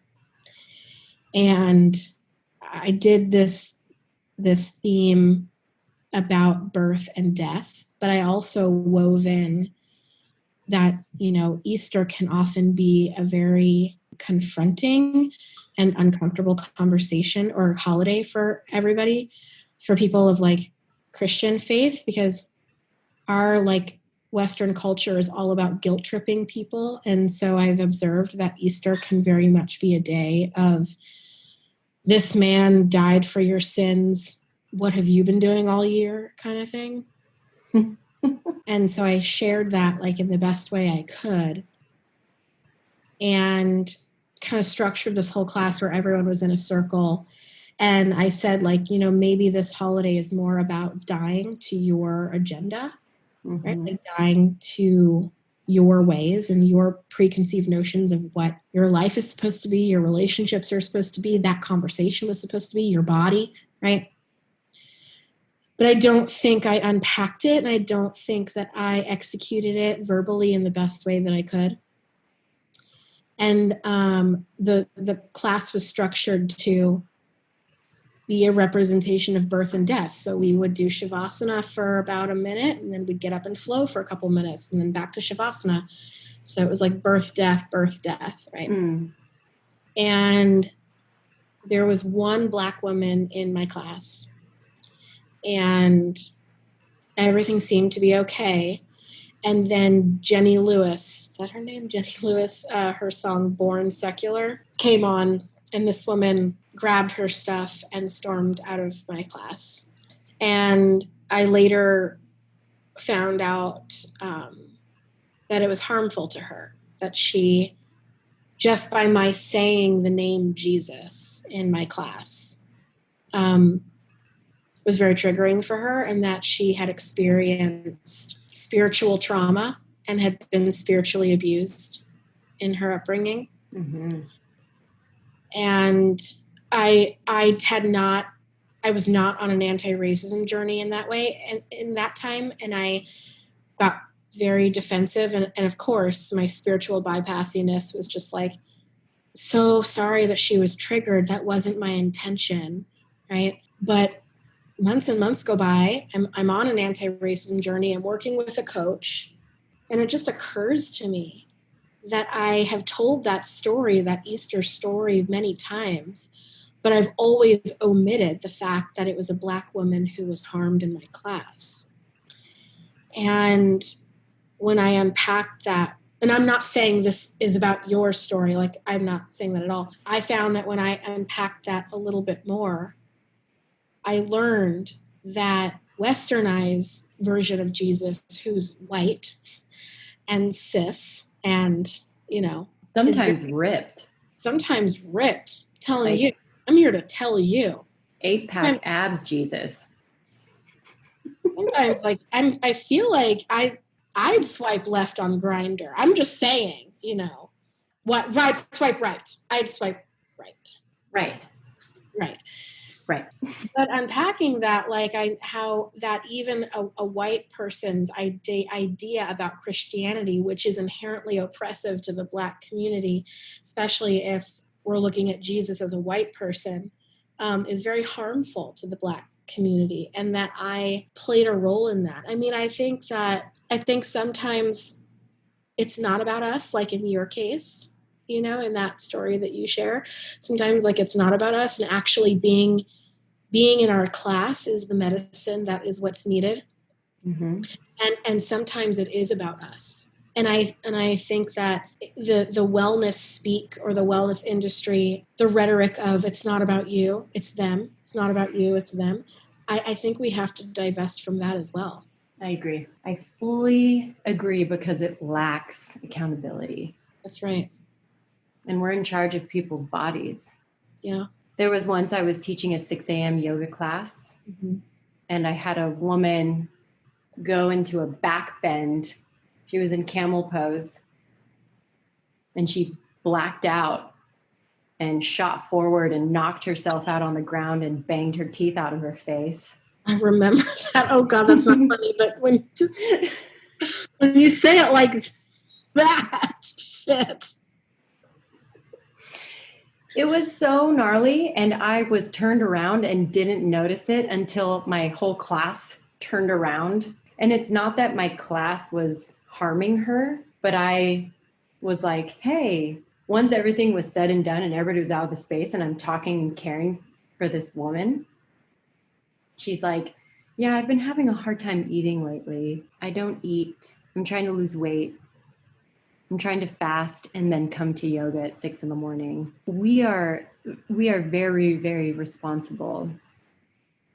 We are responsible for more than just putting bodies in shapes. Sometimes we should be held responsible for trying to put shapes into other people's bodies that maybe don't want to do those shapes or are unable to do those shapes because of the way their body is. And it takes self-study and further examination to do that. And we need teachers to do that. Mm. Like, we really need teachers as teachers, and those teachers need teachers. And so I don't want to fool myself in thinking that I am like, I have ascended, or I am a leader, or I have learned all my lessons, because I just feel like I'm getting started. Mm-hmm. And my divestment from the yoga studio model has been a beginning of that. I choose to not go to studios anymore. Will that change? I don't really know. But at the moment, I see studios as being like the way they're set up right now is doing a little more harm than good. Yeah, a lot more harm than good. And it's hard to see that when all you receive from it is, I don't even know the word for it. Yeah, I think movement teachers, and like you were saying earlier, I think practitioners and students, I think we all need to hold ourselves accountable and keep diving and exploring ways that we uphold these systems that harm people, right? Mm-hmm. But all and explore the ways that the thing is actually medicine when you let it be, when it's at its healthiest. Yeah, I love you. Love you. I want to thank you for being so transparent and so honest with me. And I want to thank you for being open to me again, because the nature of our friendship is so interesting. And the fact that I left Core Power, you stayed, and we both kind of jumped off this friendship ship. Like we both just simultaneously waved and was like, ah. Yeah, we jumped off of each side. Yeah. So, without resentment, it was just kind of like, okay, we got to go for a while. yeah. We got to go. Like, we got to unfollow. We got to go. Yeah. And then, all of this, and I see you in that group, and I was just like, oh, I miss you.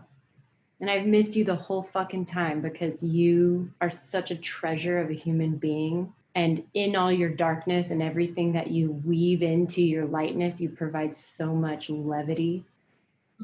And I think we all need, as much as there is, space for just a no bullshit, honest look at how things actually are, we are allowed to have levity. And you always brought that into my life. And I thank you. You are welcome, and I love you. And thank you so much for having me. And thank you even more for being the one to come back, for being the one to message me first, because I've wanted to do it for so long, and you just stepped out and forward and did that. And I really, really, really appreciate you for that. And I really appreciate you. Okay, well, let's just keep being friends then. Okay. Talk about all the things that are so inappropriate. Like female masturbation. Oh my God, you can get fired for that shit. Yeah, keep your clits to yourself, okay? Clit closed.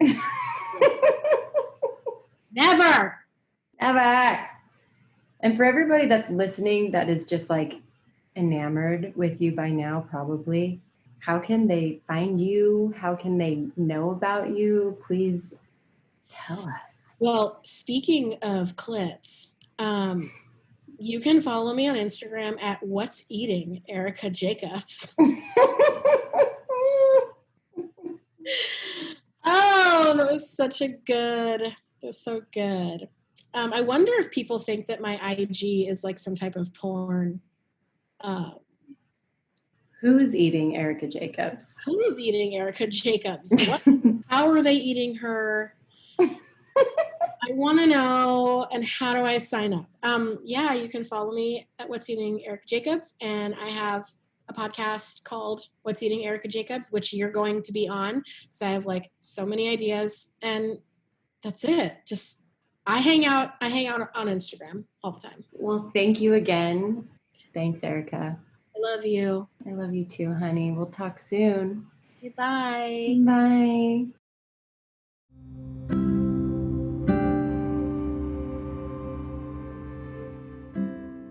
Thank you so much for listening to the latest episode of Hold Granola. I wanted to end this episode a little bit differently. I finished a book last night called Skill in Action: Radicalizing Your Yoga Practice to Create a Just World. This book is written by Michelle Cassandra Johnson. And she ended her book with a chapter about cultural appropriation and where to go from here.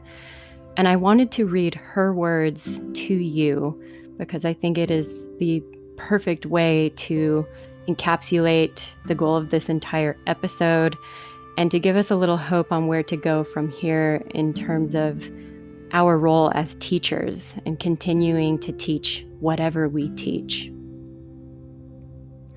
As a teacher, I'm mixed up in this mess. I'm trying to figure out how in the hell I can teach this practice in a way that honors the tradition and pushes people to move past their own individual experience and into a larger consciousness about the collective culture. It is hard to disentangle the practice from colonialization in India and what we call the US. It is difficult to disentangle the practice of yoga and the business of yoga in this country, and it is nearly impossible to teach in a way that honors the practice. But still, I teach because I believe in the power of practice. When I show up to teach, I think about my authentic self and how I show up as her. I am aware of the fact that I am practicing something that wasn't mine to begin with, but that I can benefit from greatly and that I can share with other people. I call people to something bigger through the practice of yoga. I am responsible in sharing my stories about deities, chanting Sanskrit, and sharing principles and beliefs that guide me, but that weren't created by me. I bring in the cultural context to remind my students and myself that the yoga studio is a microcosm of the outer world. All of the travesties that people experience off the mat are in the space, and every one of us is complicit in the perpetuation of trauma through our actions. We can also choose to be active in our quest towards creating liberation through our actions. If you are a teacher or studying to become a teacher, take time to notice when you are authentically you. So thank you to Michelle Cassandra Johnson for those words. I recommend you buying her book if you are a yoga teacher or a student, so that we can help to make a beginning for ourselves, because this work is about us and how we can make this world a more just place. Thank you for listening, and I'm excited to release this episode. Thank you, Erica. I love y'all. I'll see you next time.